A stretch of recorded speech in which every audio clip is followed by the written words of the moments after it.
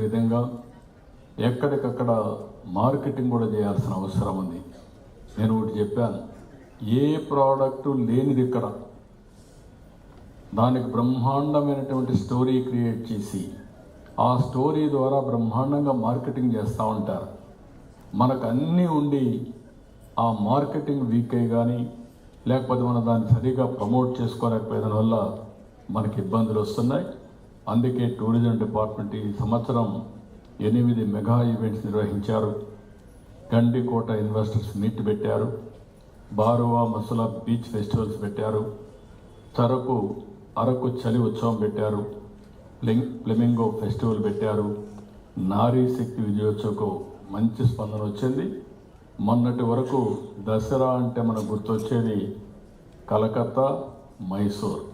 ఇప్పుడు దసరా అంటే గుర్తు రాబోయేది విజయవాడ ఫెస్టివల్స్ అని చెప్పి తెలియజేస్తున్నా. ఈ సంవత్సరం బిగినింగ్ ఇక్కడ ఉండే వాతావరణం ఎక్కడా లేదు. ప్రకాశం బ్యారేజ్, కృష్ణా రివర్, రేపు రాబోయే అమరావతి సిటీ, చుట్టుపక్కల బ్యూటిఫుల్ హిల్స్, పంట పొలాలు. ఇక్కడ విజయవాడలో ఉండే ఇన్నోవేషన్స్ ఎక్కడా లేవు. విజయవాడలో పుట్టిన వాళ్ళు ప్రపంచం అంతా వెళ్ళి ప్రపంచంలో బ్రహ్మాండంగా రాణించారు. విజయవాడ మాత్రం వదిలిపెట్టారు. ఇప్పుడు విజయవాడ రివైవల్ స్టార్ట్ అయింది. విజయవాడ డైనమిజం వస్తుంది. ప్రపంచంలోని భారతదేశంలోని విజయవాడ నెంబర్ 1 సిటీగా తయారయ్యే బాధ్యత ఈ ప్రభుత్వం తీసుకుంటుందని కూడా నేను మీకు తెలియజేస్తున్నా. ఇది బిగినింగ్ మాత్రం.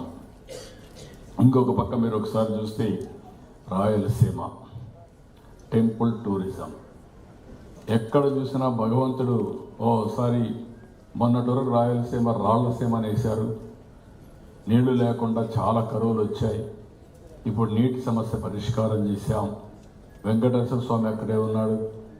రెండో పక్కన శ్రీశైలం మల్లికార్జున స్వామి, ఒక దివ్యక్షేత్రం, ఒక శక్తిపీఠం. 2 శక్తిపీఠాలుండే ఏకైక ప్రదేశం శ్రీశైలం అని చెప్పి కూడా నేను మీకు తెలియజేస్తున్నా. రేపు 16వ తారీఖున ప్రధానమంత్రి గారు కూడా వచ్చి శ్రీశైలంలో పూజలు చేస్తున్నారంటే దానికి ఉండే శక్తి మనం గుర్తించకపోవడం కరెక్ట్ కాదు. అలాంటి శక్తిపీఠం.